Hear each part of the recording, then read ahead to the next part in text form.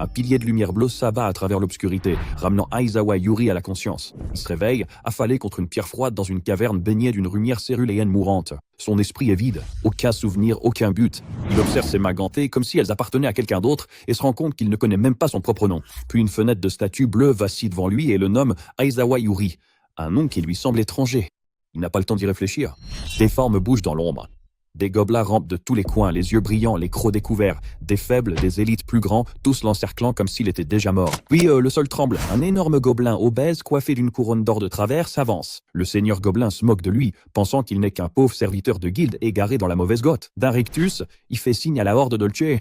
Yuri regarde la nuée fondre sur lui et se demande si sa vie se termine avant même d'avoir commencé. Puis quelque chose se brise. Un éclair de mémoire traverse son esprit vive. Un chevalier d'argent vêtu de cramoisi, debout dans une tempête d'acier. Son corps bouge par instant. Il attrape une simple branche en bois sur le sol. Ce qu'aurait dû être maladroite via mortelle. Il se jette en avant. Le bâton fend l'air comme une lame légendaire. Le premier gobelin est projeté au loin dans un éclat de lumière. Une force impossible coule en lui.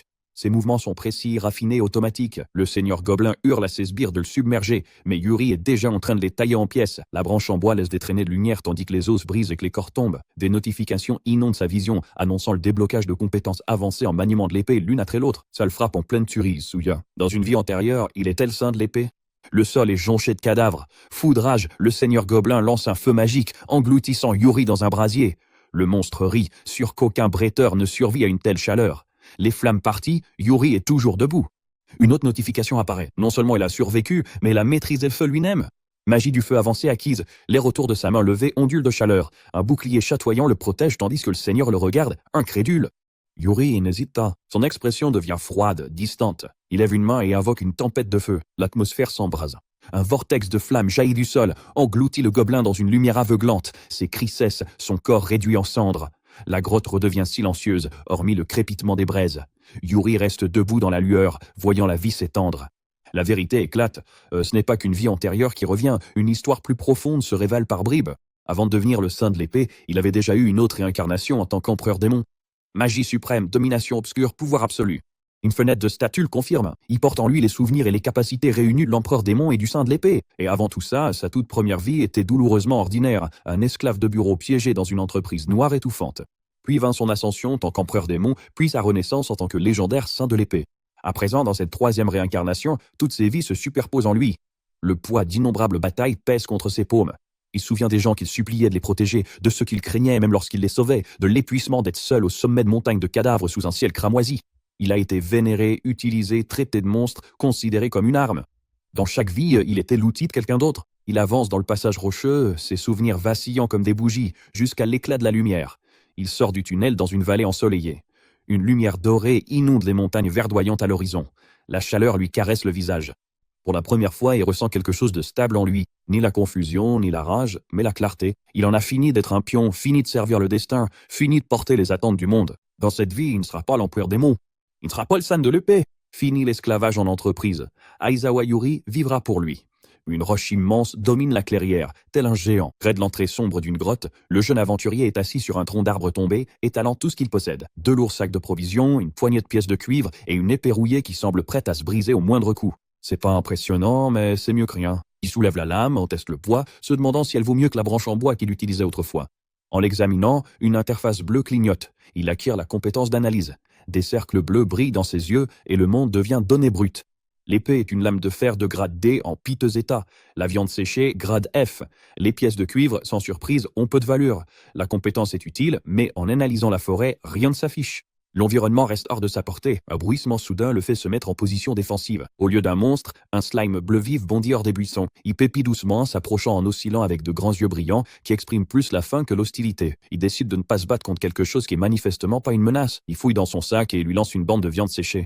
Le slime la dévore avec bonheur. Des messages système explosent devant ses yeux. Apprivoisement débutant, apprivoisement intermédiaire, apprivoisement avancé. Comme ça, il débloque une compétence de grade D qui lui permet de communiquer avec les monstres. Le slime se frotte affectueusement contre sa jambe scintillant de joie. Tout s'éclaire dans son esprit. Ses compétences évoluent en fonction de ses choix. Le monde réagit à la façon dont il s'y déplace. Puis un cri perce la forêt.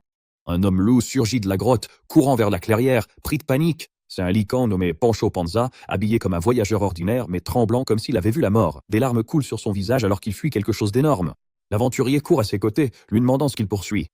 Mais Pancho répond à peine. C'est pas le mot, non. Les arbres au-dessus explosent lorsqu'une cocatrice de rambée descend du ciel, un mélange monstrueux d'oiseaux et de reptiles, le bec grand ouvert prêt à frapper. Tandis que Poncho s'effondre, le jeune homme observe calmement, plus curieux qu'effrayé. Il propose sa protection en échange de réponses. Désespéré, Poncho accepte aussitôt. Le jeune homme s'arrête et dégaine sa lame bon marchide. Il sait qu'elles ne transperceront pas cette peau telle qu'elle, alors il canalise une énergie bleue. La lumière enveloppe l'acier et le tranchant vibre violemment. Il avance d'un pas et frappe d'un seul coup. L'air se fond.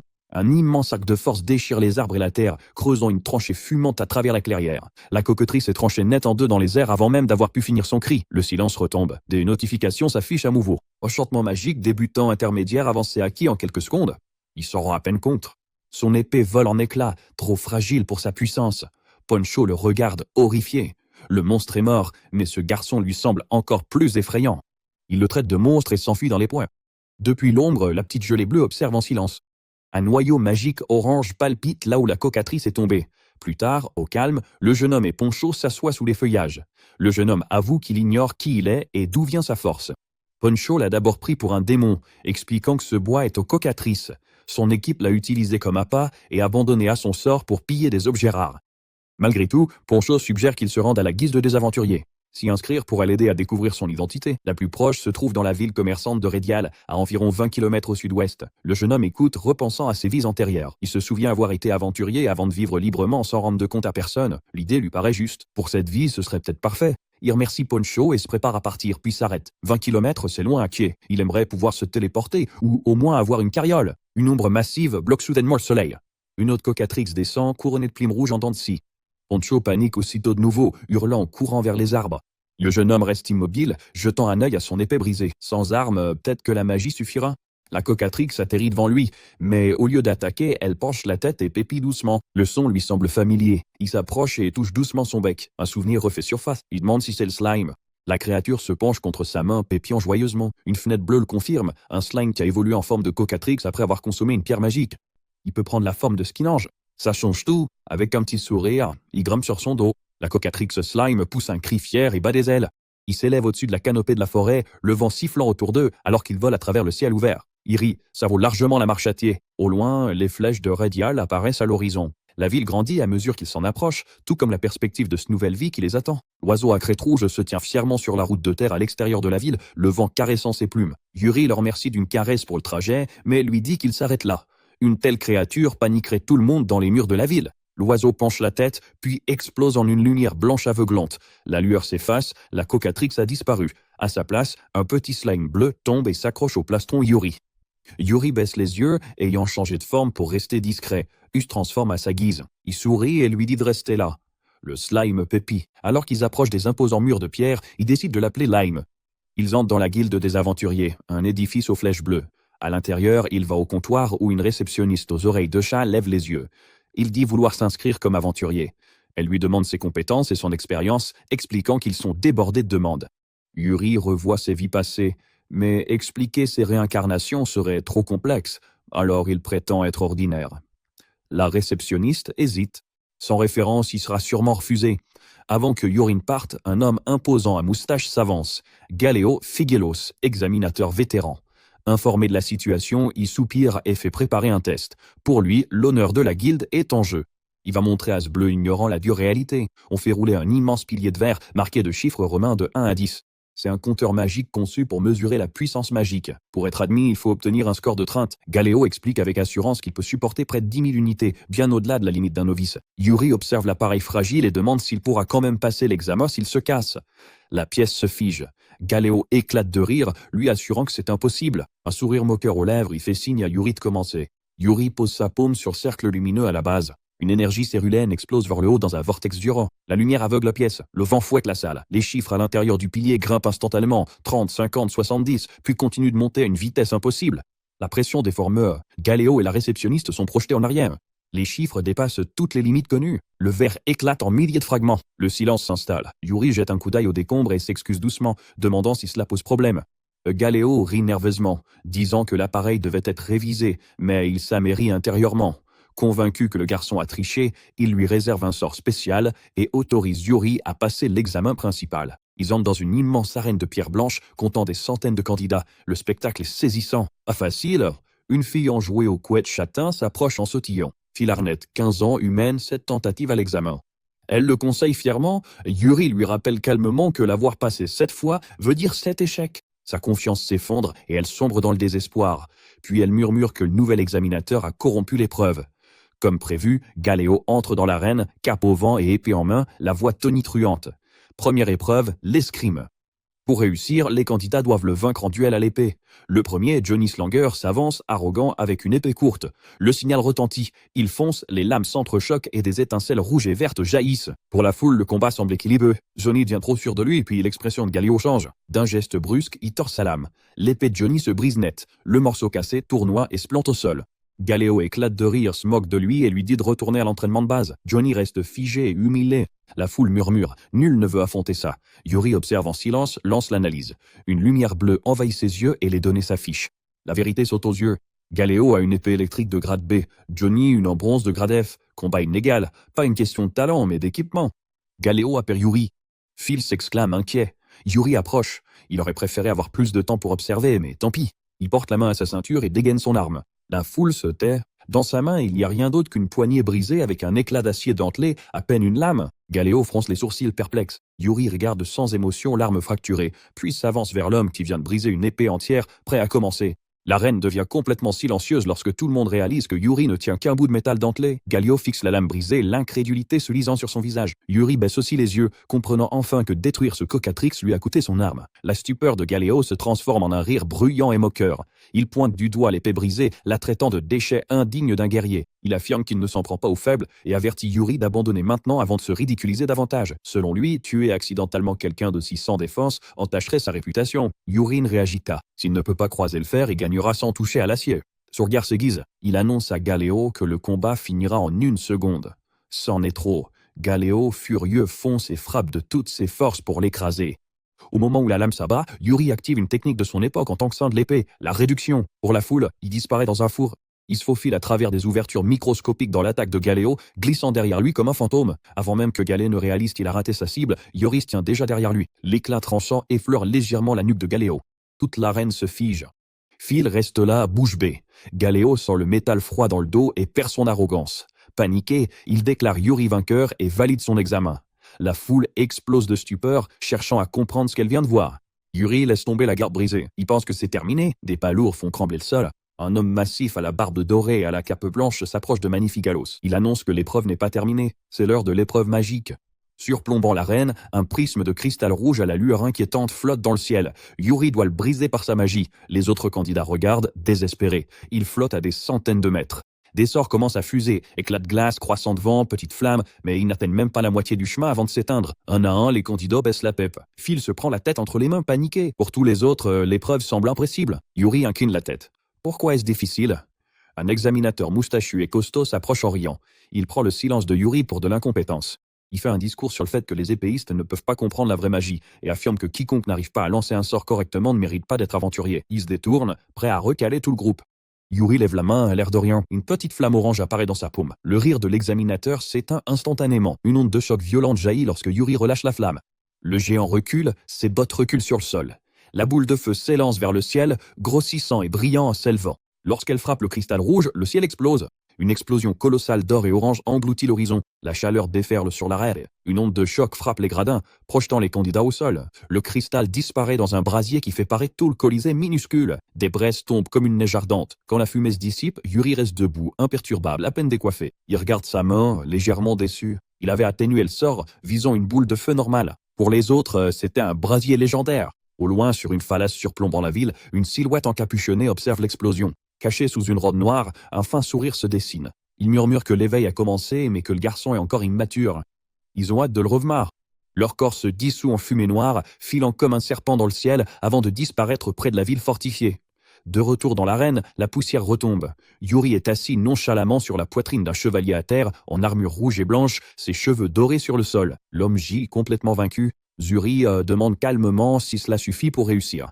La réceptionniste glisse une carte bleue cristalline sur le comptoir avec un F argenté au centre. Elle félicite Yuri, expliquant que chaque aventurier commence sur un F et grimpe les échelons en accomplissant des quêtes et des exploits.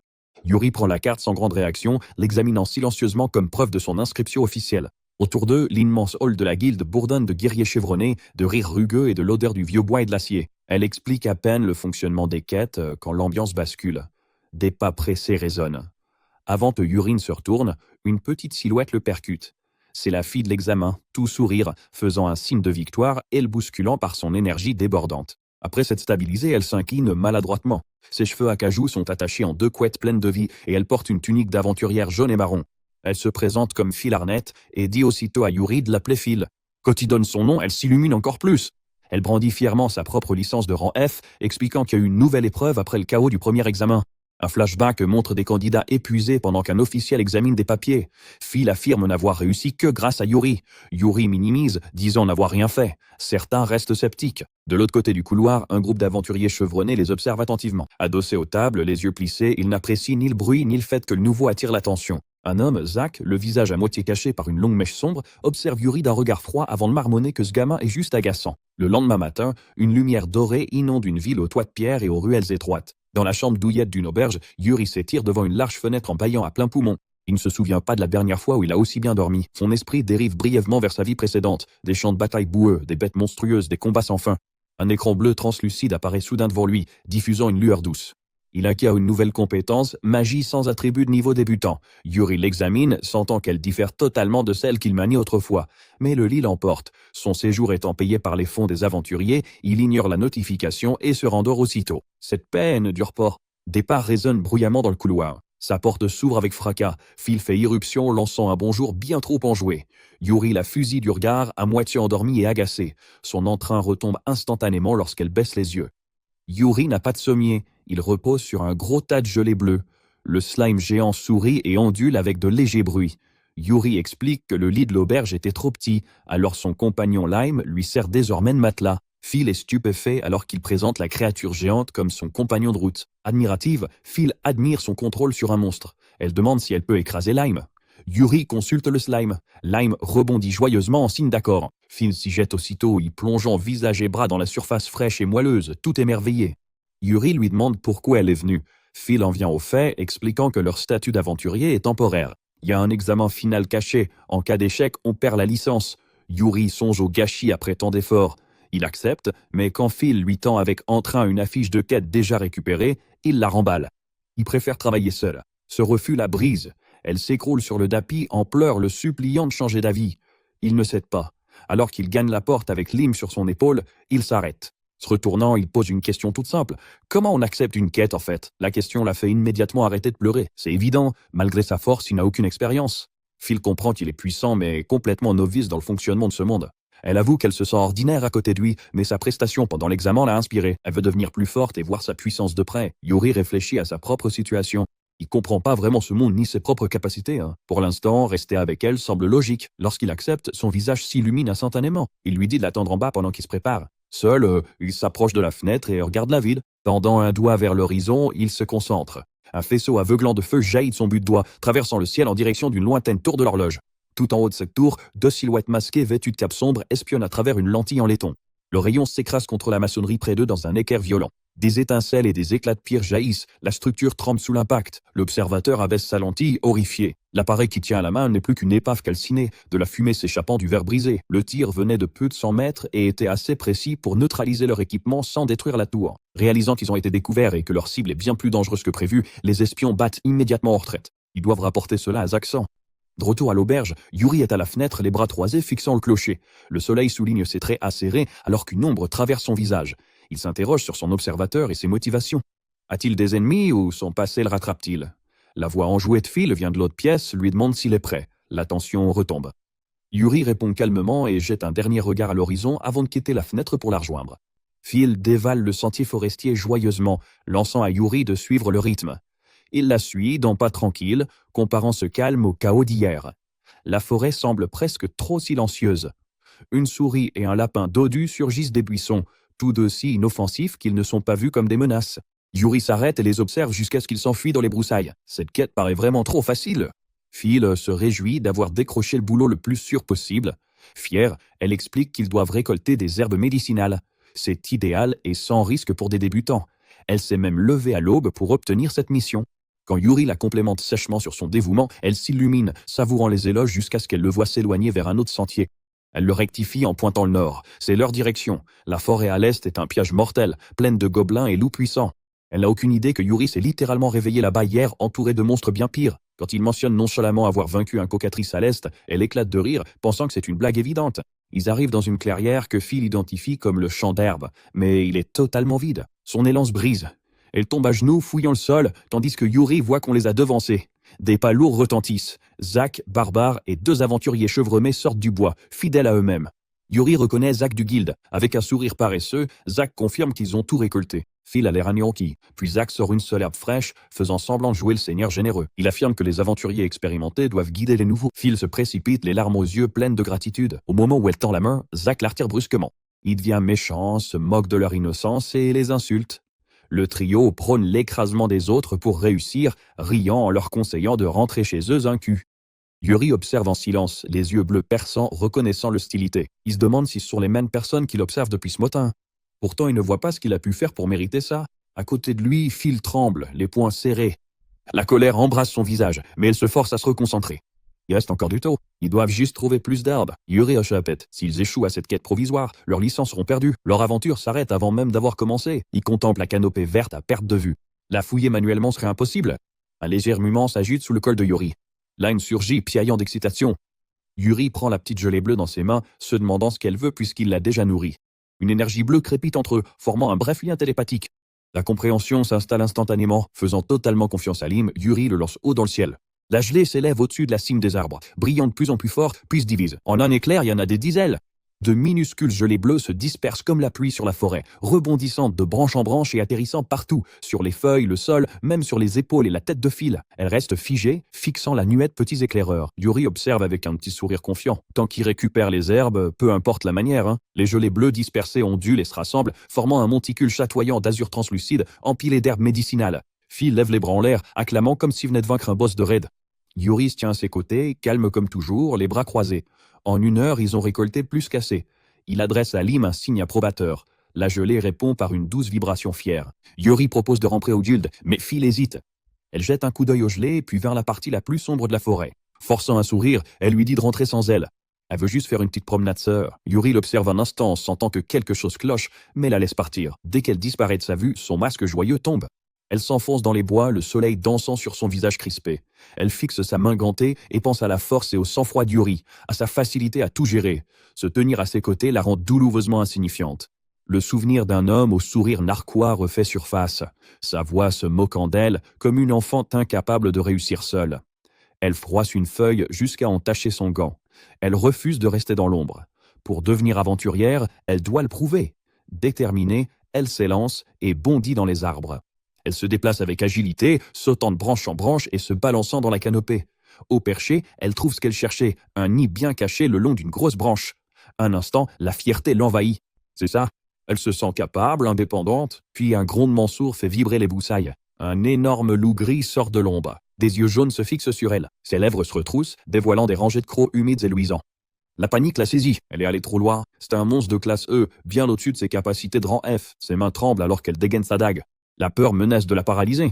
Pendant une fraction de seconde, elle est sur le point de fermer les yeux et d'abandonner. Mais l'image de Yuri lui traverse l'esprit, non pas comme une rivale, mais comme quelqu'un qui avance sans hésiter. Ses yeux andrés se rouvrent brusquement, brûlant de détermination. Elle ne sera pas un fardeau, elle ne fuira pas. Quand le loup bondit, elle bondit aussi. Sa lame frappe le museau de la bête en plein vol, des étincelles jaillissant à l'impact. La force la projette en arrière, mais elle retrouve son équilibre et plaque son dos contre un tronc d'arbre épais, haletante. Elle se force à se concentrer sur chaque bruissement, chaque mouvement dans l'ombre. Le loup charge à vous. Elle se jette sur le côté juste au moment où ses griffes lacèrent l'écorce, projetant des éclats de bois. Profitant de l'élan, elle grimpe sur une branche basse. Désormais, au-dessus de lui, elle transforme sa descente en attaque. Dans un cri farouche, elle abat son épée vers le sol. La lame capte la lumière du soleil avant de s'enfoncer dans sa fourrure. Une explosion de magie détonne à l'impact, l'engloutissant dans un éclair aveuglant. Il s'effondre, Phil atterrit brutalement sur l'herbe, la poitrine haletante, fixant le corps immobile. Puis ça la frappe, elle a gagné. Un rire tremblant lui échappe alors qu'elle lève les poings vers le ciel, criant dans la forêt vide qu'elle aussi peut réussir. La victoire ne dure que 5 secondes. Un grondement sourd roule à travers les arbres, puis un autre et encore un autre. Son sourire s'efface instantanément. Dans l'obscurité, au-delà de la clairière, des dizaines d'yeux jaunes s'ouvrent en clignotant. Elle n'a pas éliminé la menace, elle a appelé la meute. Des loups avancent de toutes parts, formant un cercle qui se resserre. Sa gorge se dessèche. Elle essaye de parler, mais aucun son ne sort. Quand 2 loups bondissent en même temps, croc-claquant, elle ferme les yeux et se prépare à la fin. Au lieu de sentir des crocs, elle ressent une violente bourrasse de vent. Une silhouette argent et blanc fend la clairière. Les loups se dispersent comme des feuilles au vent. Quand elle ouvre les yeux, elle a quitté le sol. Yuri la tient fermement, sa silhouette sur le bleu vif du ciel. La meute recule autour d'eux, désormais méfiante. Phil expire son nom, la voix tremblante de soulagement. Yuri baisse les yeux vers elle, l'air impassible et presque blasé. Il lui dit de lui laisser la suite. Yuri se place devant Phil et la soutient alors que 3 loups grondent de l'autre côté de la clairière. Elle le fixe, stupéfaite qu'il soit apparu de nulle part. Il explique calmement qu'il l'a suivie parce qu'il ne pouvait pas la laisser rentrer seule après avoir aidé à récupérer les herbes médicinales. Il avoue qu'il l'observait depuis l'ombre, impressionné par la façon dont elle s'était débrouillée lors du combat précédent. Phil rougit, fier et soulagé, une main sur le cœur, le regardant comme s'il avait tout changé. Soudain, les loups rugissent et chargent. Yuri reste de marbre.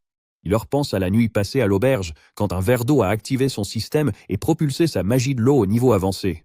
À présent, il puise dans cette puissance. Une énergie sciant entoure ses mains tandis qu'il annonce vouloir en finir vite. Il déchaîne une tornade d'eau gigantesque. Le vortex surgit, engloutit les loups et les fait tournoyer avant de les écraser au sol. Yuri observe le résultat et se rend compte que le sort retient bien, mais ne termine pas le travail. Les loups se relèvent en titubant, la faim brillant dans leurs yeux. Ils changent donc de tactique. L'air devient glaçol. Le givre rampe sur ses gants et se condense en une lame de glace dentelée dans sa main. Quand les loups bondissent, ils frappent. Le coup déclenche des lances gelées qui jaillissent de la terre, transperçant et piégeant les bêtes dans des éclats cristallins. Phil regarde, sidéré, complètement abasourdi. Puis Yuri sent quelque chose de plus grand. Depuis la lisière des arbres, des dizaines d'yeux jaunes s'allument dans l'obscurité. D'autres loups affluent. Phil comprend rapidement ce qui se passe. Une meute aussi organisée doit forcément avoir un chef. Tant que le chef sera là, les attaques ne cesseront pas. Yuri plisse les yeux, admettant qu'il suffit d'éliminer l'alpha. À ses côtés, Lime le slime pépit avec insistance. Yuri se connecte à son familier et voit à travers les yeux de Lime. Au sommet d'un rocher couvert de mousse se tient un loup argenté, un monstre de rancé aux 3 yeux rouges luisants. Revenant à lui-même, Yuri remercie Lime. Alors que les loups ordinaires se jettent à nouveau sur lui, il esquive avec aisance et tire une décharge concentrée vers le perchoir de l'alpha. Le rocher explose, mais le loup argenté s'échappe à la dernière seconde. La forêt dense lui offre trop de cachettes.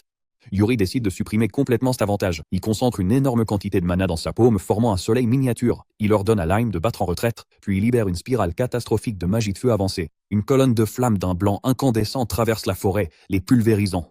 Le loup argenté est pris dans l'enfer, consumé par le brasier. Lorsque le feu s'éteint, il ne reste que de la terre calcinée et de la fumée à la place de la forêt. Yuri abaisse la main, toujours aussi calme. Phil, en revanche, est profondément bouleversée. Elle exige de savoir quel genre de pouvoir c'était. Yuri incline la tête d'un air innocent et dit qu'il a simplement utilisé de la magie de feu standard. Phil craque complètement, affirmant qu'il n'y avait rien de standard là-dedans. Les conséquences de la bataille s'étalent sur la terre, allant de minuscules pierres magiques de rang E à une pierre magique de vent de taille moyenne luisant d'un vert pâle. Phil fixe l'énorme tas d'herbalins qu'ils ont récolté, déjà stressé à l'idée de comment 2 personnes sont censées transporter tout ça.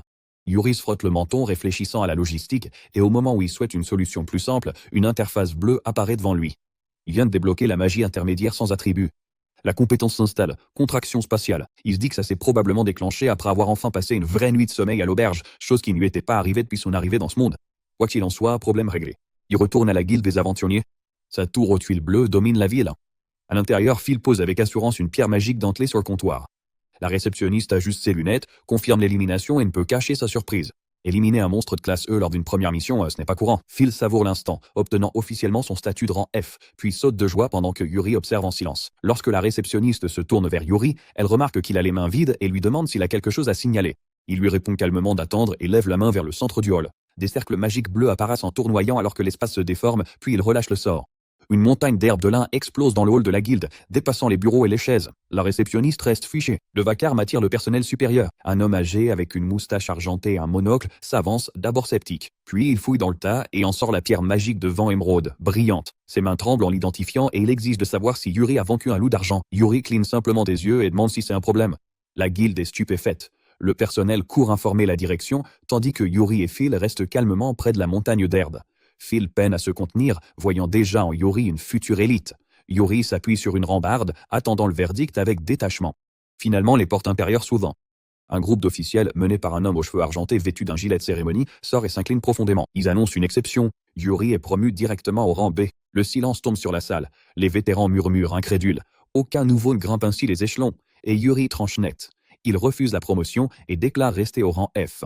Un souffle de stupeur parcourt la guilde. Plus tard, sous la lueur ambrée du coucher de soleil, Phil n'arrive toujours pas à y croire. Elle lui demande s'il refuse vraiment un tel statut. Yuri explique que monter en grade implique convocation, pression et attention. C'est une vraie prise de tête. Il admet que ça ressemble trop à sa vie passée et il ne veut plus de ça. Il dit qu'il veut juste la liberté d'avancer à son propre rythme, de rester discret.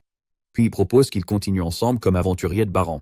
Phil le regarde comme si elle le voyait vraiment pour la première fois. Elle respecte qu'il ne cherche pas la gloire. Pourtant, elle voit bien le fossé entre eux. Elle a survécu de justesse à un loup et s'est figée face à la meute. Elle repense à ses échecs, même lors de simples collectes d'herbes que tout débutant réussit. La différence de force la frappe de plein fouet. Au lieu de s'en décourager, elle décide qu'elle va travailler plus dur. Revigorée, elle le remercie et s'élance dans la rue pavée. Yuri lui fait un bref adieu et la regarde disparaître dans la foule, mais ils sont pas seuls. Depuis une ruelle sombre, un homme endurci au visage amer observe le dos d'Yuri. Il marmonne le nom d'Yuri comme s'il avait un goût de poison. Derrière lui, adossé à la pierre, se tient une grande silhouette encapuchonnée portant un masque inquiétant cousu en un large sourire avec un unique nez rouge. L'homme demande si le travail sera fait. L'assassin masqué promet calmement que ce sera le cas. Le coucher de soleil baigne les rues pavées d'une lumière orange, tandis que Phil s'étire en poussant un grognement fatigué, les bras levés, le dos cambré. Elle plaisante en disant qu'elle est complètement vidée. Yuri marche à ses côtés, les mains près de sa ceinture, lui disant calmement de rentrer se reposer au lieu d'en faire trop. Elle acquiesce, souriant malgré sa fatigue évidente, et ils se séparent au milieu du quartier animé. Elle fait un dernier signe de la main et s'éloigne entretenant ses deux couettes rebondissant alors qu'elle disparaît au coin de la rue. Yuri reste en arrière, la soirée s'installant dans une ambiance plus calme. Et son estomac gargouille bruyamment. Il se rend compte qu'il n'a rien mangé de la journée. Se rappelant l'or gagné aujourd'hui, il décide qu'il a bien mérité un vrai repas. Il s'arrête devant la taverne des aventuriers Cervantes, une lumière chaleureuse filtrant par la porte. Il entre, une clochette tintant au-dessus de sa tête. Aussitôt, quelqu'un crie son nom. Derrière le comptoir, un grand lican en tenue de serveur pointe Yuri du doigt, incrédule. Yuri le reconnaît. Croisé dans la forêt d'Est, c'est un homme bête connu jadis qu'il appelle familièrement Poncho. Le loup-garou rétorque aussitôt en donnant son nom complet, frappant le comptoir de ses pattes avant de finalement se calmer. Poncho se dirige vers la cuisinière, avouant que ses jours d'aventurier sont derrière lui. Abandonné par son ancienne équipe et ayant frôlé la mort, il a eu peur. Maintenant, il cuisine. Il prépare des spaghettis Nero à l'encre de sèche aux fruits de mer et les sert sur le comptoir. Yuri en prend une bouchée. Incroyable, il lui fait un rare compliment. Poncho rit, fier, avouant avoir été le cuisinier du groupe. Puis Poncho s'assombrit et évoque des rumeurs de la guilde, disant que Yuri aurait détruit le détecteur de puissance magique. Il le met en garde contre Zach, un ex-chef arrogant. Yuri reconnaît son visage. Poncho explique que Zach l'a laissé mourir en donjon sans hésiter. Pire, Zach paie des tueurs pour supprimer les débutants prometteurs et éliminer toute concurrence. Yuri commence à demander à quoi ressemblent ces assassins. Le plafond explose vers l'intérieur. Bois et plâtre pleuvent alors qu'une silhouette masquée atterrit dans la taverne, sa hache fracassant le plancher. Une aura violette palpite autour de lui. Poncho le reconnaît, c'est le célèbre tueur d'humains, Joker. Le tueur à gages ne perd pas de temps. Il fonce, sa hache flamboie d'une énergie rouge. Yuri lève sa lame pour parer, mais l'impact la brise instantanément. Des éclats d'acier volent sur le sol. Yuri jette un coup d'œil à la garde brisée, réalisant que son équipement vient d'atteindre sa limite. Matsu avance, taillant à travers table et chaises, se moquant d'Yuri qui bat en retraite. Yuri esquive à travers les décombres, l'esprit en ébullition. Une magie de haut niveau raserait tout le bâtiment. Il lui faut quelque chose de plus distrait. Son regard se fixe sur les étagères du bar. Il se précipite, attrape une lourde bouteille verte et y canalise du mana. Une énergie bleue enveloppe le verre, le renforçant avec un sort d'onde de choc. Alors que Matsu s'approche, Yuri saute et abat la bouteille. L'explosion de force se propage vers l'extérieur. Matsu est projeté à travers la taverne, traversant les placards et disparaissant sous les débris de bois et de bouteilles brisées. Le silence retombe, à part le bruit des débris qui se déposent. Yuri atterrit légèrement et jette de côté sa garde brisée. Il demande tranquillement à Poncho où il peut acheter une nouvelle arme. Poncho regarde la taverne dévastée, complètement anéantie. Dehors, dans une ruelle voisine, un homme ébouriffé observe la scène d'un air renfrogné avant de disparaître dans l'ombre. Yuri suit les indications jusqu'à un bâtiment en pierre marqué de l'enseigne de la centaine de Barbs. Il pousse la porte et entre directement dans le chaos. Une fille aux cheveux roux en armure blanche abat une épée brisée sur le comptoir en se disputant avec un forgeron nain coiffé d'un casque à cornes et de lunettes de protection. Le nain refuse d'endosser la responsabilité de la lame qui s'est brisée si rapidement. Elle refuse de partir sans explication. Sa présence domine la boutique. Cheveux roux flamboyants, yeux bleus perçants, posture ferme, comme si elle était prête à se battre. Elle exige des comptes sans jamais reculer. Yuri se tient près de la porte, un petit mémo à la main, déjà épuisé. Ses yeux mi-clos et son expression neutre en disent le. Pour lui, ce n'est pas une tension dramatique. C'est juste encore des ennuis qui débarquent sans prévenir. Dans un atelier en bois exigu, saturé de l'odeur du charbon et du fer, Rico Grans explose. 16 ans, de longs cheveux cramoisis, le visage rouge de colère, elle réclame une compensation pour une rapière brisée posée sur le comptoir. Elle refuse de l'accepter en l'état et exige un vrai remplacement. En face d'elle se tient Hugo Mantle, un nain à la barbe grisonnante et aux lunettes de protection posées sur son casque. Il pousse un soupir là et lui dit la vérité que personne ne veut entendre. L'économie de la ville est en ruine. Les armes de qualité sont désormais un luxe. Si elle veut quelque chose de mieux, il faudra qu'elle aille voir ailleurs. Yuri se tient légèrement en retrait, silencieux, tenant une pile de papier. Il n'intervient pas petite. Son attention se fixe sur la lame brisée. Puis son œil gauche se met à bouger, l'iris se transformant en un motif géométrique bleu lumineux. À travers cette vision étrange, il voit la vérité de l'arme mise à nu, grade D, matériaux de pacotille. Mais la fabrication, elle, est de qualité A, grande maîtrise, exécution sans faille. Le problème ne vient pas du forgeron. Le minerai, Yuri coupe court à la discussion avec une remarque posée. Ce n'est pas le talent du forgeron qui manque, c'est le matériau qui est pourri. Hugo se fige, surpris qu'un gamin l'ait remarqué. Il s'assombrit en expliquant qu'il comptait autrefois sur le minerai du Nord. C'est fini désormais. Un golem féroce s'est emparé des mines et les a revendiquées comme son territoire. Il montre une terre rouge fissurée, telle une plaie sur la montagne. Sans minerai de qualité, il doit utiliser des rebuts. La boutique ne survivra pas longtemps. Yuri est sans pitié. Il s'approche d'un tonneau rempli de lames produites en série et saisit une épée en fer toute simple. Puis il laisse tomber une lourde bourse sur le comptoir. 50 000 Gilles. Le bois grince sous le poids. Il déclare simplement qu'il va acheter l'épée et s'en servir pour tuer le golem. Hugo et Rico le regardent comme un fou. Rico réplique que personne ne combat un golem à l'épée. Yuri teste la prise et répond que tout dépend de l'usage de l'arme. Il promet de rapporter du minerai de qualité pour qu'Hugo lui forge une arme digne de ce nom. Il quitte la boutique. Rico se précipite à sa suite, sa cape rouge claquant dans le vent. Elle lui barre la route et exige de voir sa licence d'aventurier. Yuri tend une carte bleu pâle. Au centre, un grand F bien visible, le rang le plus bas possible. Rico va exploser. Le rang F, c'est pour ramasser des herbes et des patates. C'est un novice, totalement largué. Yuri ne comprend pas pourquoi elle s'énerve autant. Sa vie n'est pas sa responsabilité. Gênée, elle avoue qu'elle ne veut pas que quelqu'un meure à cause de son histoire d'épée cassée, alors elle va l'accompagner. Ils quittent la sécurité des remparts de la ville. La mine du Nord se dresse devant eux, une montagne déchiquetée avec une ouverture sombre creusée à sa base. À mesure qu'ils approchent, la poussière se soulève autour de lourdes empreintes de pierre. Un énorme golem de Randé s'avance, un unique œil rouge terne brillant dans son corps rocheux. Rico saisit son énorme marteau et fonce sans hésiter, disant à Yuri de bien te garder. Elle tourne autour du géant lourd, se déplaçant rapidement. La leçon est claire, garde un rythme soutenu, reste derrière lui et concentre-toi sur l'arrière. Elle saute en l'air et abat son marteau sur son dos. L'impact fissure la pierre et envoie une onde de choc dans le sol. Le golem tombe à un genou. Yuri observe calmement. Force colossale, grande résistance, mais une lenteur extrême. C'est là sa faiblesse. Rico atterré et explique avec un sourire que le point faible est à l'arrière. Puis le noyau du golem s'illumine d'un orange éclatant. Un rayon d'énergie concentrée jaillit de sa poitrine, rugissant dans leur direction. Rico se fige devant ce revirement. Yuri réagit. Une aura de mana bleu entoure sa lame. Ses yeux brillent de la même couleur. D'un seul coup, horizontal net, il tranche le rayon d'énergie, le divisant en étincelles inoffensives. Puis il s'élance en avant, son corps traversé par une lumière bleue. Sa pauvre épée en fer tranche la pierre comme si c'était de l'argile molle. Coup sur coup s'abattent à une vitesse fulgurante. En quelques secondes, le golem est réduit en gravats. Rico reste là, sidéré. Elle lui demande son geste. Yuri réplique calmement qu'il l'a simplement découpé. Elle le poursuit, disant qu'attaquer un golem à l'épée est inutile. C'est sûrement de la chance. Yuri s'arrête et jette un coup d'œil vers l'entrée de la mine. Il dit que peut-être elle a raison, que c'était peut-être de la chance. Puis plusieurs yeux rouges s'allument dans l'obscurité. D'autres golems sortent, formant une petite armée. Yuri resserre sa prise sur la lame lumineuse et propose de tester cette théorie de la chance contre les autres. La montagne dentelée projette de longues ombres sur l'entrée de la grotte, tandis que Yuri et Rico s'y glissent. Postés derrière des rochers, Zack et son équipe observent, furieux. Zack enrage. Yuri a tué un golem seul et envahi leur territoire. Il marmonne qu'Aizawa Yori ne s'en tirera pas ainsi. Mais alors qu'ils se concentrent sur lui, un danger pire apparaît derrière eux. Une ombre masquée surgit, un seul œil rougeoyant, un orbe cramoisi reflétant leur peur. Au fond de la grotte, une pression arcanique s'intensifie. Les yeux d'Yuri s'illuminent d'un bleu éclatant, des anneaux de lumière tournant dans ses pupilles. Il libère un pilier d'énergie écrasant qui explose sur le champ de bataille, anéantissant les golems de roche environnants d'une seule déflagration surpuissante. La pierre vole en éclats, la poussière envahit l'air. Quand la lumière s'estompe, il ne reste plus que des gravats. Yuri expire calmement. Rico reste figé derrière lui, complètement sidéré par l'ampleur de ce qu'il vient de faire. Ignorant sa stupeur, Yuri ramasse des morceaux de minerai de fer dans un sac, satisfait de leur qualité. Il trouve une petite pierre magique non élémentaire et l'attend à Lim, la gelée bleue perchée sur son épaule. Rico reprend ses esprits et demande des comptes. Qui est-il? Yuri hausse les épaules, se disant un simple aventurier de rang F. Elle n'en croit rien.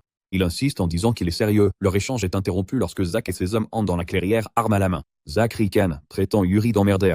Rico comprend aussitôt qu'ils sont hostiles. Yuri décide de la mettre à l'abri du danger. Il ordonne discrètement à Lim de l'emmener dans un endroit sûr. Avant qu'elle puisse protester, le slime s'étend en une énorme sphère rebondissante, la ramasse et file à toute vitesse dans les tunnels pendant qu'elle hurle, complètement perdue. Resté seul, Yuri demande à Zack pourquoi il est aussi obsédé par lui. Il ne se rappelle même pas ses actes. Cette indifférence exaspère Zack. Il se souvient avoir déjà tenté d'écraser Yuri, mais celui-ci restait toujours de marbre. Zack se sent humilié. La rage déforme son visage alors qu'il perd le contrôle. Ailleurs, un œil rouge les guette pénétrant en territoire interdit. Pour lui, Yuri est un parasite à éliminer. 3 silhouettes chargent soudain Yuri dans un ravin avec une frénésie désespérée. Leurs yeux brillent en rouge, les dents découvertes comme des bêtes. Au lieu de l'attaquer franchement, ils se jettent sur lui, s'agrippant à son torse et à ses jambes avec une force brutale. Yuri fronce les sourcils, perplexe. Sa vision se réactive, révélant leur état. Enragé, résistance accrue, insensible à la douleur, dépourvu d'intelligence. Même le mage plus en retrait est pris dans la même frénésie. Le mage lève un bâton vert et déchaîne un croissant acéré de magie du vent droit sur Yuri. Coincé au sol, Yuri ne peut pas esquiver. L'explosion se produit dans un violent fracas, remplissant le ravin de fumée. Le mage rit, convaincu que Yuri est mort. Puis une pulsation de lumière verte se forme dans la poussière. Yuri se tient debout indemne, tenant entre ses mains une sphère condensée de mana du vent. Les notifications du système le confirment. Il vient tout juste d'acquérir la magie du vent et de la faire passer du niveau débutant à avancé en quelques secondes. N'a pas seulement survécu au sort, il l'a maîtrisé. Le vent éclate autour de lui. Il libère une rafale avancée, un immense pilier d'énergie jade qui déchire le ravin. Les berserkers et le mage sont projetés au loin comme des débris dans une tempête. La poussière retombée, ils gisent au sol. Yuri reprend son souffle. Pouvoir puissant, le combat n'est pas terminé. Il se tourne vers les ombres sous une falaise et dit calmement à l'observateur caché de sortir. Le sol ondule comme une obscurité liquide. Un homme grand en sort, vêtu d'une tunique sombre à capuche, ornée de rubans flottants et d'un masque élégant. Ses yeux rouges brillent d'intelligence et un sourire glaçant s'étire sur son visage. Il salue Aizawa Yuri comme s'ils s'étaient déjà rencontrés, et tout à coup, la véritable menace se dévoile enfin. Au fond d'une caverne engloutie par les ombres, un homme vêtu d'une cape sombre et d'un masque pointu s'avance et se présente sous le nom de Nero Nightmare. Il écarte les bras comme s'il était chez lui, ses cheveux argentés scintillant sous la lumière tamisée, tandis qu'une fenêtre de statue l'identifie nonchalamment comme un humain de 28 ans. En face de lui, Yuri reste ferme, sa lance à la main, le visage calme, observant les dernières traces de vent s'estomper après la démonstration magique, tape à l'œil de Nero. Nero commence à applaudir lentement, amusé. Il loue la force de Yuri, car ses subordonnés n'auraient pu lui résister. Puis il tranche, rejoint-les ou meurt. Le mot « organisation » marque Yuri plus que la menace elle-même. Une vague glaciale de familiarité l'envahit. En un instant, des souvenirs de sa vie antérieure refont surface. Il se voit en tant que saint de l'épée, debout devant des rangées de subordonnés agenouillés et encapuchonnés. Puis l'image s'assombrit. Son torse nu est enchaîné. Il se souvient de la douleur et du prix payé pour avoir appartenu à un groupe similaire. Maîtrisé, il demande à Nero s'il fait partie des nombres. Cette question fait perdre son sourire à Nero. Aucun étranger ne devrait connaître leur hiérarchie. Son esprit s'emballe, et il en conclut que Yuri doit lui aussi être un membre. Nero exige de voir la main de Yuri, expliquant que chaque membre a son rang gravé dans la peau. Il révèle sa propre marque, 928, qui brille à travers son gant. Yuri remonte lentement sa manche, se rappelant l'ancienne règle. Plus le numéro est petit, plus le combattant est fort. Une faible lumière bleue pulse de son poignard. Le numéro qui apparaît est 0. Nero recule, horrifié. Le 0 a été définitivement retiré il y a 500 ans. Il ne devrait pas exister. Yuri regarde la marque avec une légère confusion, se rappelant que le premier siège était censé être le plus fort et se demandant ce que signifie le 0 dans cette échelle. La peur se transforme rapidement en rage. Nero se persuade que c'est un faux, destiné à se moquer de leur ordre. Il dégaine sa lame et disparaît dans un éclair. L'assassin se déplace comme un fantôme, tournant autour de Yuri à une vitesse impossible, apparaissant à plusieurs endroits à la fois. L'acier scintille de toutes parts tandis que sa voix résonne dans l'obscurité, narguant la capacité de Yuri à suivre le rythme. Yuri ne bronche pas. Ses yeux suivent le mouvement avec une précision subtile. Il admet intérieurement que Nero est rapide, le plus rapide adversaire qu'il ait affronté dans cette vie, mais ce n'est que ça, rapide. Un coup qu'aurait dû porter manque sa cible alors que Yuri se décale à la toute dernière seconde. Nero sort une dague violette lumineuse, une arme de grade B imprégnée d'un venin paralysant. Les yeux d'Yuri brillent d'un bleu glacé alors qu'il analyse la situation instantanément et décide que la distance est synonyme de survie. Il tend la main en avant, lançant une boule de feu compacte qui oblige Nero à se protéger. L'assassin rit face à ce sort basique, mais c'est précisément l'ouverture que Yuri attendait. Une lame de vent fend l'air juste après. Alors que Nero s'ajuste à la double attaque, le sol explose sous lui en pointe cristalline acérée. Entrave d'eau immobilise ses jambes. Avant qu'il ne puisse réagir, un immense tourbillon d'eau s'abat, un vortex écrasant de pression et de force liquide. Nero reste figé de stupeur, incapable de comprendre comment un mage peut manier 3 éléments avec autant de fluidité. Yuri s'avance, tirant son épée. Il murmure une incantation, alliant robustesse, force de frappe et onde de choc sur sa lame. Enveloppé d'une aura bleue, il s'élance. Le masque de Nero trahit sa terreur. Il supplie qu'on arrête. Mais tout continue, l'impact explose magiquement et, la lumière déclinant, Nero se retrouve scellé dans un tombeau de glace acéré. Yuri observe en silence les restes gelés. Il repense aux chaînes et aux colliers et se fait la promesse silencieuse de ne plus jamais vivre enchaîné. Cette vie sera la sienne. La scène se déplace vers une ville paisible baignée par la lumière des forges. Un fier forgeron nain présente à Yuri une épée Buster de grade B. Forgée à partir de fer de haute pureté, Yuri en teste l'équilibre et ressent immédiatement sa fiabilité. Quand il essaye de payer, le nain refuse, expliquant qu'il n'est revenu à la forge que parce que Yuri a vaincu le golem qui les terrorisait. Yuri repart avec un nouvel acier à la ceinture et la clarté d'une maîtrise avancée du maniement de l'épée fraîchement acquise. En marchant sur la rue pavée, il entend qu'on l'appelle par son nom. Un guerrier aux cheveux roux en armure écarlate et une fille brune aux couettes accourent vers lui, tout excités à propos d'une quête de loup et d'une visite à la boutique d'armure. Mais lorsqu'il s'approche suffisamment pour voir clairement son visage, il se fige. La confusion remplace l'excitation. Il le regarde comme s'il était un inconnu. La fille aux couettes le pointe soudain du doigt, le visage rouge d'indignation, exigeant de savoir si le guerrier aux cheveux roux est son genre préféré. La femme en armure réplique aussitôt, niant tout lien romantique avec Yuri. Et tout simplement, Yuri décroche mentalement. Il se transforme en une silhouette pâle et simplifiée, incarnation même du malaise, tandis que les deux autres se disputent bruyamment derrière lui. Il reste là, absent de corps et d'esprit, attendant que ça passe. Finalement, le chaos devient un simple bruit de foot. Le soleil du soir baigne la ville d'or. Derrière lui, le guerrier aux cheveux roux sermonne maintenant la petite fille, lui appuyant un doigt sur le front pendant qu'elle continue de protester. Yuri continue de marcher et détendu. Vêtus en mercenaires débutants, en cuir léger avec une simple épée, ils se font dans la foule. Aux yeux de tous, c'est un aventurier de rang F. Mais en s'enfonçant dans la ville, un fin sourire apparaît sur son visage. Après tout ça, après les chaînes, la trahison et la mort, cette nouvelle vie absurde et chaotique commence enfin à devenir amusante. Le soleil illumine les flèches aux pointes bleues de la ville, tandis que Yuri s'avance vers le comptoir de la guilde, Lim reposant confortablement dans sa paume. Il salue la réceptionniste aux oreilles de chat et demande une mission de chasse bien rémunérée avec beaucoup de monstres. Il veut plus de pierre magique pour Lime. Et le slime pépille joyeusement pour approuver. La réceptionniste lui confie une chasse aux gobelins, en vaincre 10 ou plus pour 20 000 giles. Yuri accepte immédiatement, mais elle lui rappelle que les aventuriers de rang F doivent former un groupe avant de partir. Il se dirige vers la fontaine de la place animée, souvenant d'une annonce de recrutement pour un combattant de première ligne à l'épée. Là, il trouve l'Indolmer posant fièrement avec 2 aventurières, Musel, la Catsit, et l'humaine Emily. Yuri explique avoir vu leur annonce et veut s'inscrire. L'Inde est déçu que Yuri soit un homme, mais il vérifie son équipement. L'épée passe l'inspection, alors Linde lui demande sa licence. Dès qu'il voit le rang F, son visage se tord de dégoût. Il traite Yuri de déchet et lui dit de dégager avant de partir furieusement avec son groupe, laissant Yuri seul et perplexe. Se demandant comment former un groupe a pu devenir aussi difficile, Yuri entend une voix familière. Rico, la guerrière aux cheveux rouges en armure écarlate, s'approche. Après avoir entendu sa situation, elle accepte de faire équipe avec lui. En marchant, elle consulte sa carte et annonce une mauvaise nouvelle.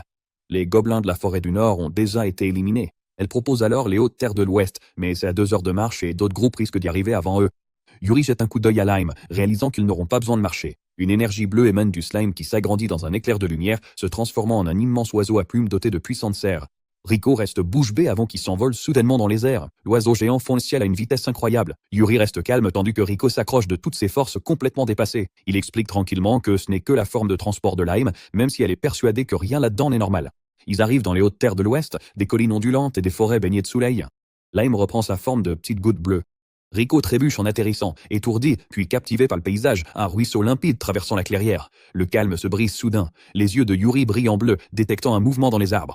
Une flèche siffle en direction de la tête de Rico. Il l'attrape en plein vol à quelques centimètres de son visage. Elle se fige, surpouère, alors qu'il se tourne vers la forêt, des dizaines de gobelins se cachent dans le feuillage, arc bandé. Une sombre volée de flèches s'abat sur elle. Yuri dégaine sa lame et se déplace comme l'éclair, tranchant et déviant chaque projectile avec une précision irréprochable. En un instant, des hampes brisées couvrent le sol. Rico contemple, admirative. Alors que Yuri s'apprête à anéantir les gobelins d'un coup décisif, Rico lui attrape le bras et l'arrête. Elle dégaine sa rapière, se tenant droite avec une détermination farouche.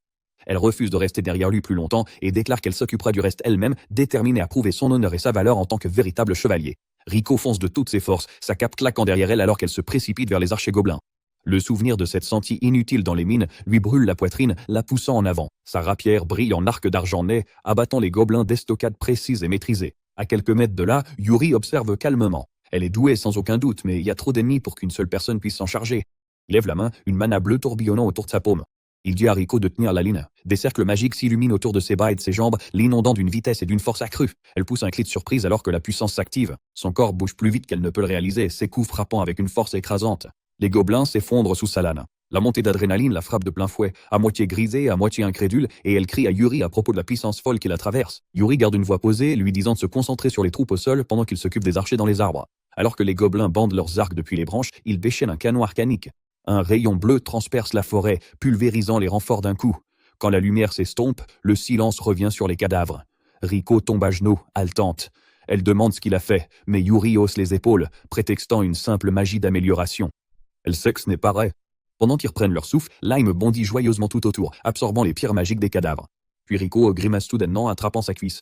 Une éraflure la brûle. Les yeux d'Yuri brillent en l'analysant. Du poison. Les gobelins ont empoisonné leurs armes. Il appelle Lime. Le slime saute sur sa jambe et appuie contre la blessure, aspirant le venin violet. Pendant que la toxine s'écoule, des fenêtres de statues lumineuses clignotent devant Yuri. Il acquiert de façon inattendue la maîtrise de la magie sacrée débutant, intermédiaire et avancée d'un seul coup. Rico expire alors que la brûlure s'estompe, remerciant Lime, mais elle continue de ménager sa jambe.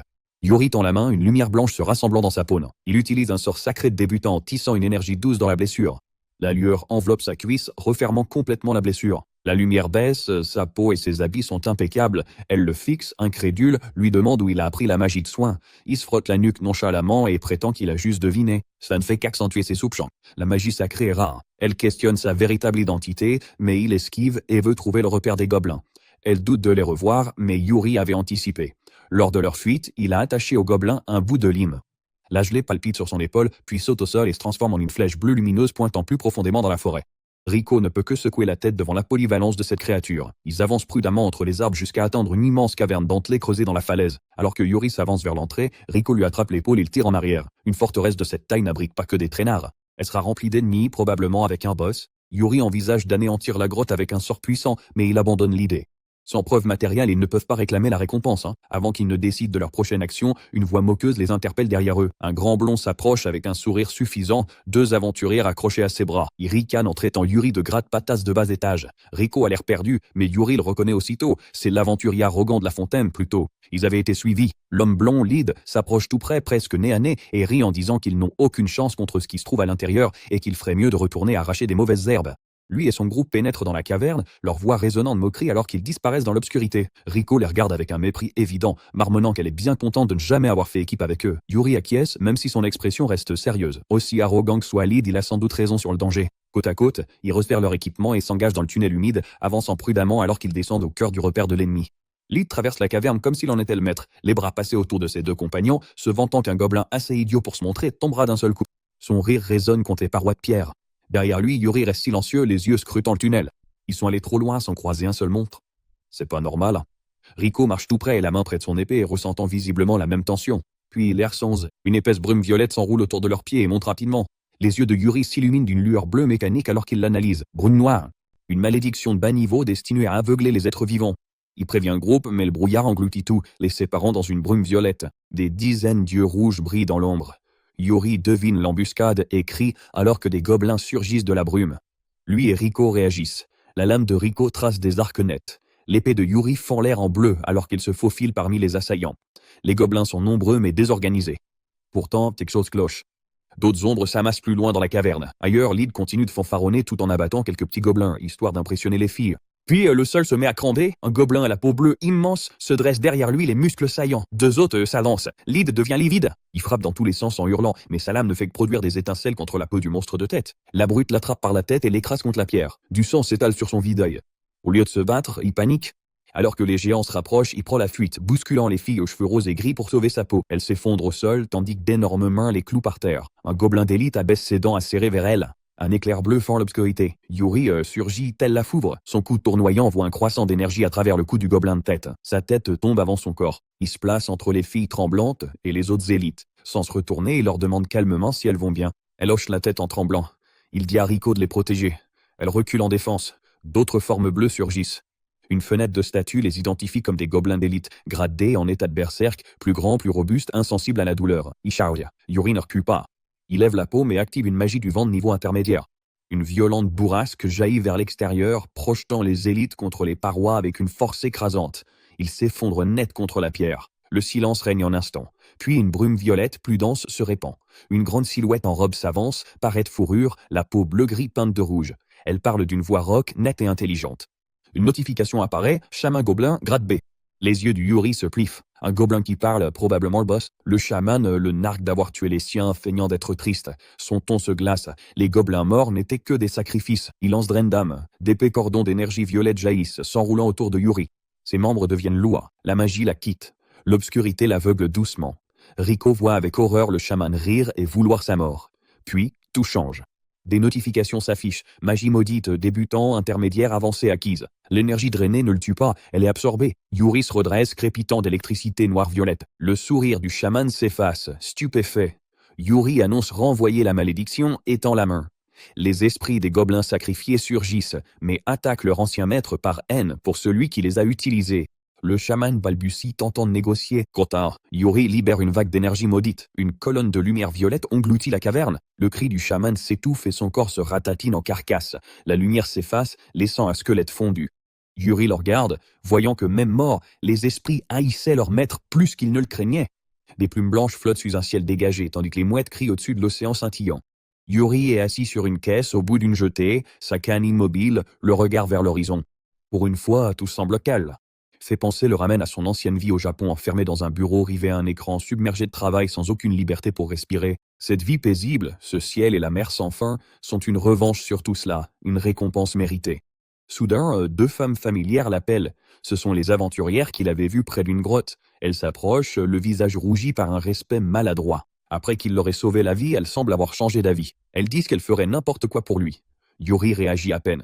Sans ego ni intérêt, il leur tend un petit pot en pierre et leur demande de mettre l'appât sur son hameçon. Elle l'ouvre avec assurance et le regrette aussi pot. À l'intérieur, une masse grouillante de vers de terre s'entortille dans tous les sens. Leur visage se décompose dans une expression d'horreur pure. Elle hurle, lâche tout et détale sur le quai comme si leur vie en dépendait. Yuri les regarde simplement disparaître, complètement perplexe devant cette réaction excessive. Avant que le silence ne s'installe, sa canne à pêche se courbe violemment. La mer explose en un immense tourbillon, l'eau s'enroulant avec une force terrifiante. Ce n'est pas une prise banale. Yuri s'ancre au sol, son ennui s'évapore. Du mana bleu entoure ses bras et sa lame. Il active un enchantement pour endurer la traction monstrueuse venue des profondeurs. L'océan explose vers l'eau. Un requin colossal jaillit dans les airs, ses mâchoires garnies de dents acérées, projetant son ombre sur tout le quai. Il fonce droit sur lui. Yuri ne bouge qu'à la toute dernière seconde. Son épée brille d'un éclair. Un croissant d'énergie bleue tranche net la tête du requin en plein vol. La créature s'écrase sur la pierre, du sang se répandant sur le quai en vagues épaisses. Une fenêtre de système translucide apparaît. Compétence de pêcheur débutant acquise. Yuri essuie le sang sur sa joue, se demandant brièvement s'il a bien vidé sa prise. Un cri affolé l'interrompt. Phil arrive en courant sur le quai, complètement trempé de sang séché après ses propres combats. Elle ressemble à un véritable chaos en mouvement. Dès que ses bottes touchent le sang frais du requin, elle glisse violemment et s'écrase contre la pierre. Yuri la regarde d'en haut pendant qu'elle gémit. Elle se relève en panique. Nouveaux aventuriers, ils doivent suivre la formation de la guilde sous peine de voir leur licence annulée.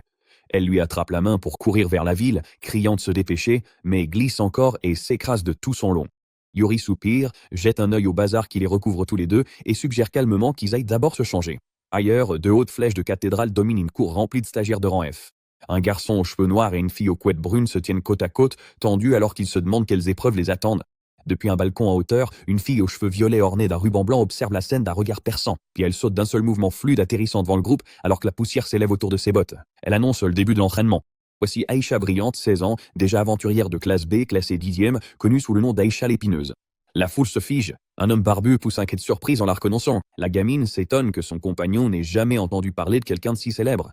Aïcha ne perd pas de temps et traite tout le groupe de déchets recyclés. L'insulte enrage le barbu. Il l'attrape par le col et la prévient de ne pas prendre la grosse tête. Son visage reste impassible. D'un geste parfait, elle lui tord le poignet et le fait passer par-dessus son épaule. Il s'écrase contre la pierre, des éclats de roche volent tandis qu'il cherche son souffle. Elle réajuste son écharpe et invite les autres à l'attaquer tous ensemble. Plusieurs hommes se ruent sur elle, armes dégaimées. Aïcha déploie un fouet sombre et se déplace comme une ombre. Le fouet claque dans l'air avec une précision brutale. En quelques secondes, tous les assaillants sont à terre. Quand la poussière retombe, seul le garçon aux cheveux noirs et la fille aux couettes restent debout. Aïcha se tourne vers le garçon avec un léger sourire complice. Elle remarque sa sagesse de ne pas s'être jetée tête baissée. Impressionnée par son discernement, elle s'approche et lui propose une leçon d'escrime spéciale. Le garçon et son ami ne peuvent que la regarder stupéfaits, alors que l'entraînement sérieux commence enfin. L'instructrice aux cheveux mauves mène son groupe dans une forêt ensoleillée d'un pas vif, tandis que la brune aux couettes râle, car leur dernier entraînement consistait à rester immobile. L'instructrice ne se retourne même pas. Rester immobile était la bonne réponse, et la discussion est close. En privé, elle n'a aucune patience pour les nouveaux rangs F. Les aventuriers fraîchement qualifiés reçoivent leur carte et se surestiment aussitôt, et elle considère comme sa mission personnelle de briser cette illusion. Elle s'arrête devant un arbre ancien colossal et l'annonce comme terrain d'entraînement. Yuri demande quel est le programme. L'instructrice dégaine sa lame sans un mot, ferme les yeux, relâche sa posture, puis effectue une unique coupe diagonale ascendante, trop rapide pour être suivie du regard. Ensuite, elle rengaine son arme et attend. Un instant de silence. Puis la moitié supérieure de l'arbre glisse proprement du tronc et s'effondre sur le sol de la forêt avec une force qui fait trembler la terre. Debout dans la poussière retombante, elle déclare « Voilà la puissance d'un rang B ». La brune est horrifiée. Quand on lui dit que c'est à leur tour, elle proteste aussitôt. L'instructrice garde la leçon simple. Personne ne commence fort. Le but est de frapper jusqu'à l'automatisme et abattre l'arbre marque le niveau intermédiaire à l'épée. La fille frappe avec l'épée empruntée toutes ses forces. La lame rebondit sur l'écorce, des étincelles jaillissent et ses bras s'engourdissent. Elle tend l'arme à Yuri en l'encourageant. Yuri prend l'épée et réfléchit un instant. Il maîtrise l'escrime avancé et c'est l'occasion idéale de tester ses compétences. Mais comme l'épée est empruntée, il décide de retenir sa force et de frapper doucement. Il frappe doucement. Un mur d'énergie bleue jaillit de la lame, pulvérise le tronc et creuse une immense tranchée dans la forêt. Yuri se retourne, l'épée toujours intacte, pour découvrir les deux filles figées, stupéfaites et incrédules. Aïcha remonte son col, peinant à formuler une question cohérente. Yuri précise avoir suivi ses instructions. Voulant sauver la face, elle dit que c'est normal. Elle craque totalement. Aïcha en rajoute par un gros mensonge. Elle dit avoir rasé une forêt d'un coup d'épée, paniquant sa camarade pour l'environnement. Pour calmer le jeu, Aïcha les emmène dans un canyon désolé aux falaises grises. Sans hésitation, aucun risque d'égard, l'endroit est parfait pour la magie. Elle demande à Yuri s'il a une formation officielle. S'il dit non, elle change aussitôt. Une aura excitée l'entoure, son ruban de lapin frémit. Un vrai débutant en magie veut dire zéro concurrence. C'est son moment de briller. Elle s'avance et fait la démonstration sans la moindre hésitation. Son cercle magique déclenche une magie de feu avancée, lance funéraire infernale et une colonne d'énergie thermique s'abat du ciel, creusant la pierre et projetant des débris tout autour. La brune applaudit et Aïcha rejette ses cheveux en arrière, affirmant que c'est la routine. Yuri observe en silence et admet intérieurement que son rang est mérité. Elle lui dit que la magie, c'est avant tout une question d'imagination, puis elle s'écarte. Yuri ferme les yeux, reconstitue la sensation de son mana, la chaleur et la forme du sort, puis s'avance. Il lance le Nansor. Une épée de feu dorée aussi grande qu'un immeuble tombe du ciel. L'impact transforme le fond du canyon en scorie, et l'onde de choc efface tout dans un éclat blanc. Quand la lumière s'estompe, les deux filles sont figées stupeur, mais il n'y a pas le temps de réaliser ce qui se passe, car les parois du canyon s'effondrent déjà. Des rochers se détachent et plongent vers eux. Les deux filles hurlent les Christ. Yuri ne bronche pas. Il analyse la situation, tend la main et change d'élément instantanément. Magie de l'eau intermédiaire, mur de piliers de glace. Un dôme de pics de glace acérés jaillit du sol et pulvérise chaque rocher à l'impact. Lorsque les débris se sont déposés, le groupe reste intact sous une couche de givre. Aïcha fixe son mort. Le choc s'est mué en une suspicion plus sourde, profonde et lancinante. Elle demande à peine audiblement qui il est réellement. Yuri jette un regard en arrière accompagné d'un simple murmure d'acquiescement. Des notifications système scintillent dans l'air, confirmant l'acquisition de la magie du feu avancée et de la magie de l'eau intermédiaire. Yuri ne les regarde pas. Il ajuste son armure, marmonne qu'il n'est qu'un aventurier de rang F et s'éloigne. Cette phrase achève complètement Aïcha. Elle se plie en deux, riant en perdre haleine, sa petite compagne blanche la rejoignant alors qu'elle pointe la silhouette qui s'éloigne et tente de crier entre deux éclats de rire. Bien au-dessus, un cavalier masqué sur une bête ailée tourne en cercle au-dessus de la fumée qui s'élève des montagnes lointaines, observant la destruction en contrebas avec un calme intérêt. Cette combinaison d'escrime et de magie est exactement ce à quoi il s'attendait de la part de celui qui a vaincu le numéro 928. Il se tourne et demande à son compagnon, le numéro 230, s'il peut s'occuper de la cible. Le démon à ses côtés manque de rire à cette question. Cheveux blancs, peau rouge, cornes, parcouru d'une énergie sombre, le numéro 230 dévoile ses crocs dans un sourire d'une arrogance pure. Il pose ses yeux jaunes et brillants sur l'homme masqué et demande si un être supérieur comme lui pourrait un jour perdre face à un simple humain. Dans la taverne paisible, Yuri Aizawa mange ses pâtes, tandis que Boncho s'enquiert du nouveau travail d'Aïcha comme instructrice. L'homme bête sourit, évoquant leur passé en équipe et comment elle se moquait de sa cuisine. Pourtant, il la respecte, admettant que son travail l'a menée jusqu'au rang B. Il suppose qu'elle veut juste être responsable avec ses juniors. Yuri écoute sans réagir, tout en mangeant. La porte s'ouvre brusquement. Un homme grand, aux cheveux rouges vifs, une barbiche assortie et une lourde armure sombre, entre.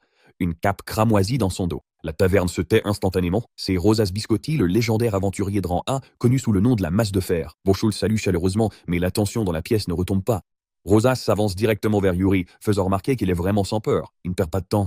Il veut que Yuri l'accompagne pour une mission de rang A, la subjugation du dragon maléfique, un monstre capable d'anéantir une nation entière d'un seul souffle.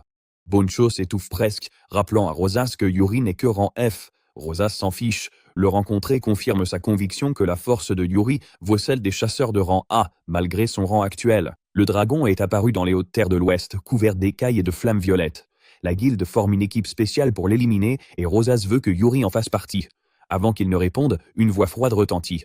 Une elfe aux cheveux argentés bleutés et au regard perçant entre, s'appuyant contre le cadre de la porte. Elle s'oppose ouvertement à l'idée, qualifiant de folie le fait d'intégrer un inconnu de rang F à une équipe d'élite. Elle se présente comme Chloé du Crépuscule, une aventurière de rang B classée 3e. Son regard déborde de mépris tandis qu'elle précise qu'elle ne reconnaîtra jamais les capacités d'Yuri, peu importe le tour qu'il a utilisé pour impressionner Rosas.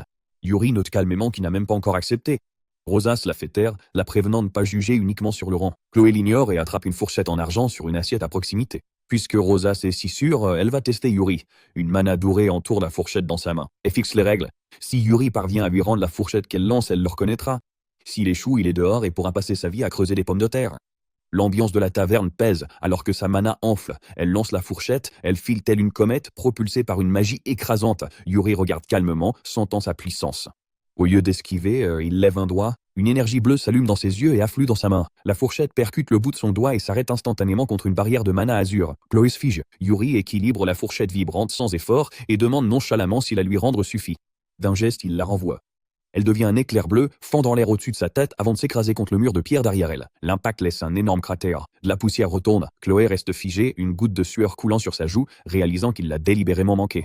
La puissance qu'il a renvoyée était bien plus mortelle que celle qu'elle avait lancée. Sans hésiter, Rosas s'avance et déclare la décision définitive. Yuri est officiellement le dernier membre de leur groupe. Il pose une lourde gontelette sur l'épaule de Yuri, scellant la décision plus comme un ordre que comme une demande. Yuri tente de protester, mais Rosas éclate de rire sous le ciel éclatant, affirmant avec assurance qu'il compte sur lui pour demain. Avant même que Yuri n'ait le temps de réaliser, il a déjà été embarqué dans la mission. Plus tard, dans une boutique du village, Yuri se tient devant les décombres de sa propre écope. Une fenêtre ronde est brisée, des fissures s'étendent sur le cadre, du verre éparpillé partout. Un homme âgé s'effondre sur une table dans un désespoir théâtral, pleurant les dégâts. Yuri présente des excuses maladroites, mais écorche accidentellement le nom de l'homme. Le commerçant se redresse d'un coup, criant que son nom est Poncho parce que Yuri vient de dire. La calèche cahote sur un chemin forestier en direction d'un château lointain, Rosas conduisant tout en s'excusant pour le manque de place. À l'intérieur, Yuri est coincé entre Aïcha et Chloé. Aïcha sourit, avouant l'avoir recommandé et promettant de lui montrer la différence entre aventuriers. Chloé ricane, se moquant d'un rang B, escortant un rang F. Les deux se chamaillent aussitôt tandis que Yuri fixe devant lui, se demandant s'il a sa place entre un rang A et deux rangs B. Rosas demande si Yuri voyage avec un slime. Yuri sort un petit slime bleu nommé Lime. Chloé le dédaigne avant qu'il ne lui saute dessus. Elle s'agite, paniquée, alors que Yuri note avec ironie que Lime l'apprécie. Soudain, Rosas sent un danger au-dessus d'eux. Il crie à tous de sauter. Un rayon doré s'abat et détruit la calèche et les chevaux dans une explosion. La fumée se dissipe et la compétence d'évaluation de Yuri s'active. Ce sont des wyverns de rang C apprivoisés. Quelqu'un les contrôle. Rosas divise l'équipe. Lui et Aïcha vont à droite. Yuri et Chloé à gauche. Yuri veut distraire les créatures volantes pendant qu'elle prépare sa magie. Elle le remballe, refusant de suivre un chef non reconnu. L'éther bleu tourbillonne autour de son bras en lançant canon de pics de grêle. De gros éclats de glace jaillissent vers le ciel, transperçant les wyverns et les clouant au sol. Elle abaisse la main avec un sourire, tandis que Yuri admet qu'elle mérite son rang. Un rugissement secoue la clairière. Un immense wyvern météore descend, les yeux rouges brillants. Yuri confirme qu'il est de rang B et aussi apprivoisé. La véritable menace, c'est celui qui les commande. Aïcha et Chloé combinent leur puissance dans un rayon bicolore destiné à l'achever. La wyvern riposte avec une sphère de feu flamboyante qui explose à l'horizon. Alors que les flammes foncent vers eux, Yuri appelle calmement Lim. Le slime s'étend instantanément, prenant une forme massive et translucide qui engloutit l'enfer tout entier. Le feu ondule sans danger à l'intérieur de son corps. Rosas fonce en avant, utilisant le slime agrandi comme bouclier. Il frappe avec une force écrasante. Yuri suit, sa lame bleue. Il superpose des sorts, lance une entaille et tranche le champ de bataille d'un geste fluide, achevant la wyvern. Le silence retombe. Chloé marmonne que c'est de la chance, vexée, mais le souci demeure. Leur cheval est grièvement blessé et ils doivent atteindre les hautes terres de l'ouest avant le coucher du soleil. Là, il ne peut pas porter qu'à perceur. Yuri rejoint le cheval et active une magie sacrée. Une lueur émeraude soigne les blessures. Ses amis sont stupéfaits. Le cheval se relève alors, plus fort qu'avant. Ils montent à cheval et partent au dalou. La vitesse est surnaturelle. Yuri explique qu'il l'a non seulement soigné, mais aussi renforcé par enchantement. La forêt s'éclaircit, la lumière perce et ils jaillissent des bois. Au sommet de la colline, ils font halte. En contrebas, la vallée est une mer de feu, les forêts aux squelettes calcinés. La fumée teinte le ciel d'un violet maladif. La cendre tombe comme une neige noire. Les flammes s'étendent vers les monts, engloutissant tout. La chaleur déforme l'air alors que l'ampleur de la destruction s'impose à eux. L'un d'eux finit par retrouver la parole et demande quelle sorte de catastrophe a bien pu ravager la terre à ce point.